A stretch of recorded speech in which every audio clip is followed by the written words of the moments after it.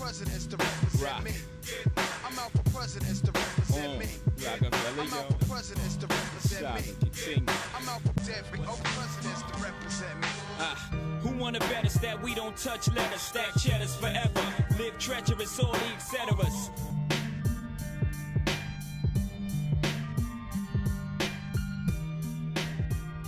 Brooklyn, home to some of the greatest hip-hop acts of all time. Where Jay-Z grew up in the Marcy Projects and honed the skills that would eventually make him one of the greats. And when that Brooklyn MC teamed with two dudes from Harlem, they set the stage for an epic collaboration. So the album starts off like this, Heartbeat. Ah, see, okay, all right, big man, you want to make some big box, huh? Let's see how tough you are. You think you know about Reasonable Doubt? Dígame. ¿Tú kidding me or what, man? Yo, I'm making short-term goals. Okay, we're reloaded. It's one of the most influential albums in hip-hop history. 14 carefully crafted songs showcasing the art of the hustle. Critically acclaimed, the album's vivid cinematic depiction of the lore and dangers of the streets is often referred to as a masterpiece of storytelling.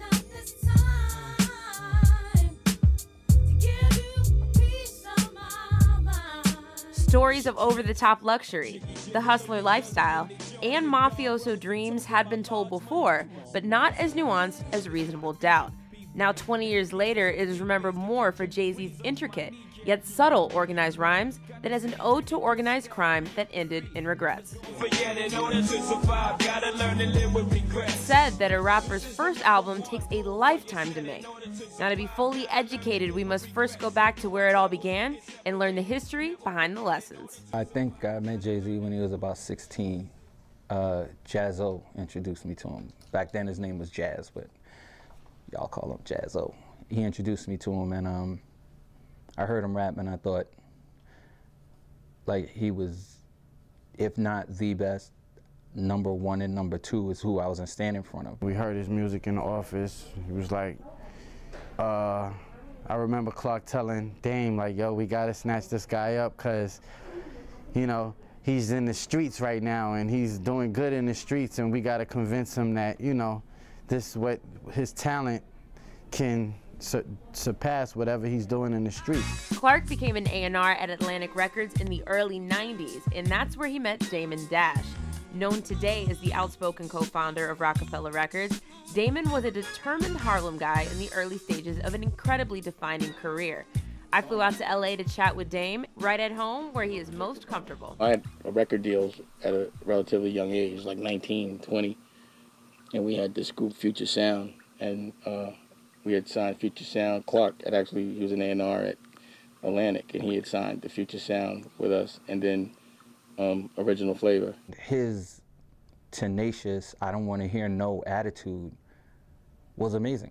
And, you know, some people will look at it and think, oh man, he's this, he's that. But like, if you understand that someone is working for your artist this hard that he won't hear no, you look at it in a different way. What was it about your personality that kind of had people saying that they wanted you to be their person? At the time, I was dealing with the elite in the street, meaning like if I did things wrong, I'd end up dead or in jail.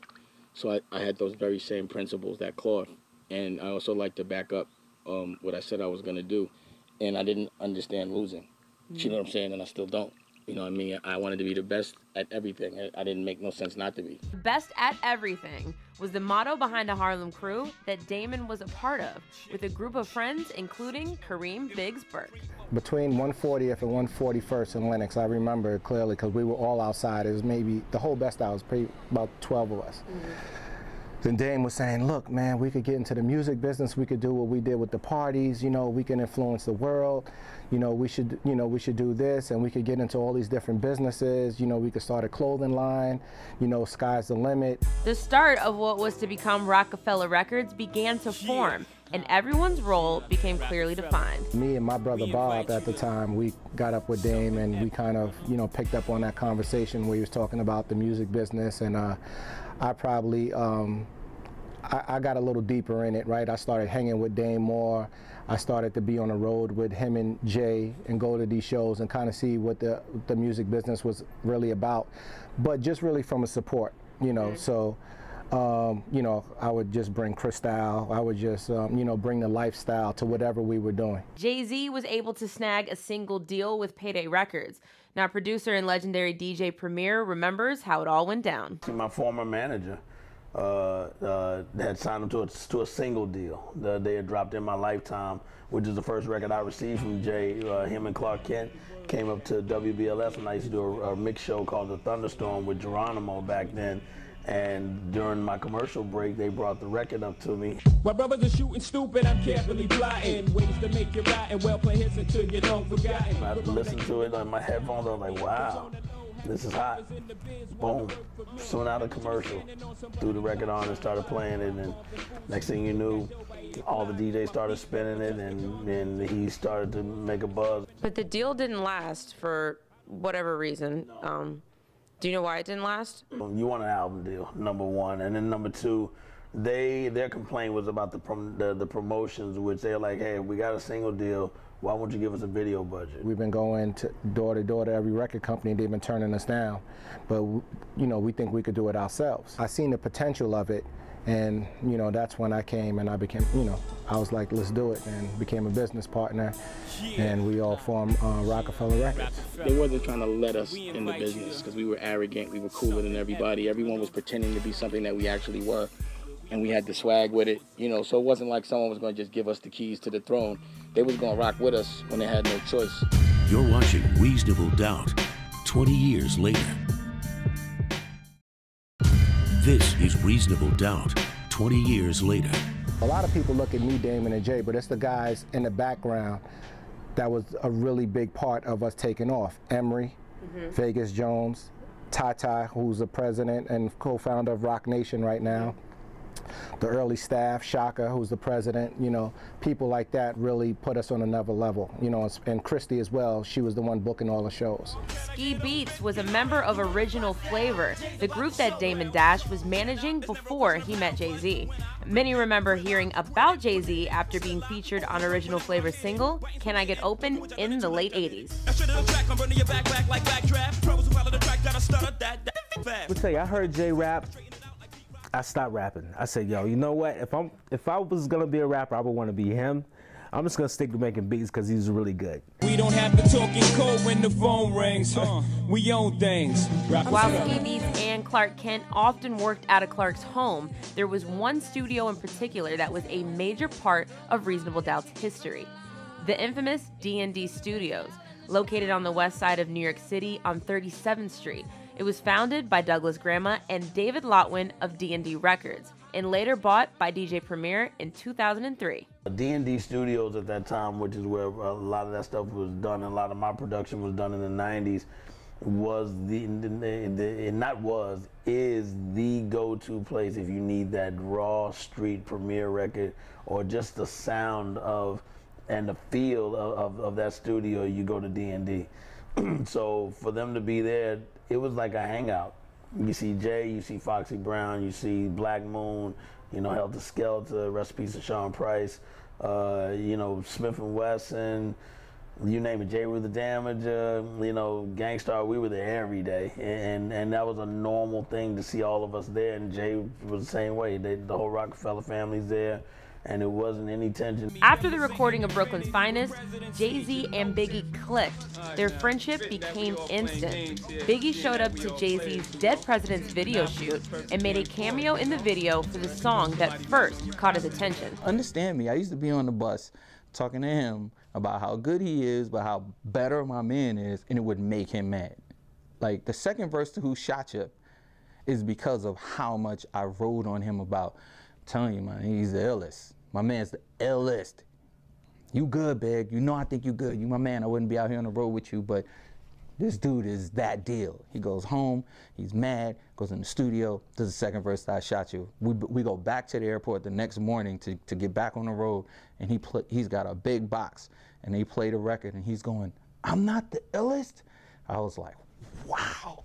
I was like, dog, that might be the hardest rhymes, but you're harder than him, you're not nicer than him. Like, that was the conversation. So whenever people ask me, I always say Jay-Z's the best MC I've ever heard, and Big's the best rapper I've ever heard. My little brother, Hip Hop, he gave me Who Shot Ya on a tape. I remember going to his house, he's like, you gotta listen to this. And the song blew me away, and I called Jay, I was like, where you at? He was like, I'm in Brooklyn. I said, you gotta meet me right now, you gotta hear this song. And we met on 125th Street and 2nd Avenue. And he got in the car, I played the song, and then we listened to it. And Jay just put his head against the headrest, and we played it maybe about 5 times. And Jay was like, I gotta take this tape. I'm like, what? He's like, I need this. So he took it, and then, you know, days later, he had The Evils, Can't Knock the Hustle, and I believe Can I Live. Like, that's what inspired him to make those songs. Can't Knock the Hustle, the first track on Reasonable Doubt, featured Mary J. Blige, who became an instant superstar after her debut album, What's the 411, followed by My Life. I know the frustration that they were having, you know, getting artists to be on there. I remember even when they did the Can't Knock the Hustle and Mary did the hook, I remember the label was like, hey, we gotta take her off because she's bigger than you. And you're not getting her in the video, because they were doing their best to get her in the video. And at that time, I was like, hey, y'all ain't nobody, you're Jay-Z, who are you? You know, like, that was the attitude that was being done to them, and they were getting dealt with like that. And they still said, we're gonna kick and keep pushing anyway, and they still believed in themselves. Do you think Reasonable Doubt is Jay-Z's best album? I believe every great artist, 99% of them that we love, their first album is usually their best album because it took their whole life to make it. And when we first recorded it, I knew that the album was really special. Classic didn't hit me probably to the second or third album. Mm-hmm. You know, and as we went back and still breaking down the lyrics and saying, man, he said this and that, like, you know, catching things 2 and 3 years later is probably when I was like, this is gonna be, you know, something that's going to last, you know, a lifetime. I think that's why it's so important to everybody, because it was a time in life when nobody was speaking that language, you know, and it was needed. It was a voice that was needed.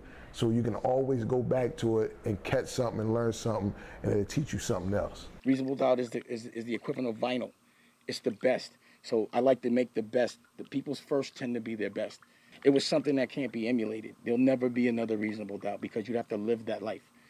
And that life will never exist again. But it's as authentic as it can get. It's just, and it's the thing that we still own together. You know what I'm saying? So it's that vinyl. I just want everything vinyl. You're watching Reasonable Doubt, 20 years later. This is Reasonable Doubt, 20 years later. When most people think of Harlem, they think of the Apollo Theater. Now, while a lot of artists were discovered here, the streets themselves became a stage when future hip-hop legends battled it out to see who was on top. That's right, Megan. This is where it all began for Kareem Biggs Burke and Damon Dash, who merged the style and hustle of Harlem with Jay-Z's signature Brooklyn swag. And the rest is hip-hop history. At that time, getting into business, I don't think that we ever thought about losses. There was no business plans. There was no 5-year projection. There was, we're gonna do this and we was gonna win. It was the utmost confidence. No one ever thought about losing. When Biggs and Dame Dash teamed up to make Reasonable Doubt, it was much more than Jay-Z's landmark debut album. It was a way out of poverty. As a kid growing up, I mean, it was some really trying times with my father being an addict. And my mother, she was a Christian and always, you know, taught us to try to do the right thing. But, I mean, we were young and we were really wild, and we kind of succumbed to the streets. And, you know, the trying times, like being evicted from my house when I was 10 years old. From there, my brother, sister, and I, my mother and father, and my cousins, we moved in a shelter. So it was at that time that I knew that I would never be in that circumstance again. And it was the hardest time of my life. And I was really young. I was 12 years old. So it was that moment I can remember as I look back. It was that exact moment when I made a choice that I'm going to do something so I'm not impoverished and to get my family out of that situation. Yeah. and a way out of organized crime. But 16 years after Biggs co-founded Rockefeller Records, the life he'd always dreamed of came to a screeching halt. You ready? I think going to prison, it's funny to say, was the best thing to happen to me. Biggs was charged with conspiracy to distribute marijuana and sentenced to 5 years in prison. My involvement in the case was more or less connecting two people. So at the time where I thought marijuana was becoming legal and there was a lot of opportunity there, I was going to California to actually look to buy dispensaries. And in buying that, I was connecting guys from New York with farmers to actually buy marijuana, which never happened. But in doing that, that became a conspiracy. At that time, I did a lot of reflection about my life, things that I've done, my past, the history, relationships, how I've treated certain people. And that was a big change when I came out, because you look at every bad thing that you've ever done and want to make things right. But during the last year of his sentence, he found faith. The biggest change was going into prison, I was an atheist, and coming out, I gave my life to God, giving myself to God. And once I came out, there was something that I knew that I can do that would not only help myself, but I can also help others. This is going to come out in spring 1. Since his release from prison, Biggs has gotten into the streetwear business, starting Brooklyn-based premium denim line 4th of November earlier this year. It's been a huge success for us, and to be out 5 months, and right now to have a company that's valued at $5 million because the stuff is blowing out of stores, I mean, that's surpassed my expectations as well. We thought we would do probably $2 million in the first year, and then we're at $5 million in 5 months. This fall, Biggs is launching a pop-up shop here in New York City to celebrate the 20th anniversary of Reasonable Doubt, after their LA pop-up this June was a huge success. We had a pop-up shop in LA, and I mean, it was great to kind of commemorate the 20 years of Rockefeller Records. And I mean, we had some great artists come out. We had DJ Khaled come out. We had Jay-Z come out, and Meek Mill, and you know, a few other artists, and it was just a great experience. I mean, we had lines around the corner. Partnering with Fancy.com, Biggs is launching exclusive Rock 96 merchandise online and in-store. The kind of entrepreneurship that Biggs and his colleagues are doing was a big inspiration for me. The idea of where they kind of melded fashion, music, and some of the visual arts as well. These pop-up shops are actually going to have a new experience. So the experience now is to be able to walk and touch and feel and listen to the same studio equipment that Jay-Z recorded on, and other artists as well. So D&D was one of the most famous studios that closed down, and we found all the original boards. We found the original album, 2-inch reels, the original DATs, all the original equipment, and then we're going to make it operable as well, so you can actually listen to the album. You're watching Reasonable Doubt, 20 years later. This is Reasonable Doubt, 20 years later. Rockefeller Records definitely set the stage for, man, it spoke to a particular demographic. If you ask me, that demographic was the streets. And it was a tutorial. Rockefeller Records was the tutorial of, you know, how you're supposed to be as a teen. We needed a name for our crew. You know, like, it was a crew of different artists, all managed by Dame Dash. Think of a name, and I thought of Rockefeller, and that was the name of a crew first. It's like, when you look at, you know, certain things in your life, and, you know, you look back to where you at now, you know, from where you was to where you at now, Reasonable Doubt has just like been like that school textbook that you can always go back to and learn something. I'm Megan Wright. And I'm Simone Boyce. Good night.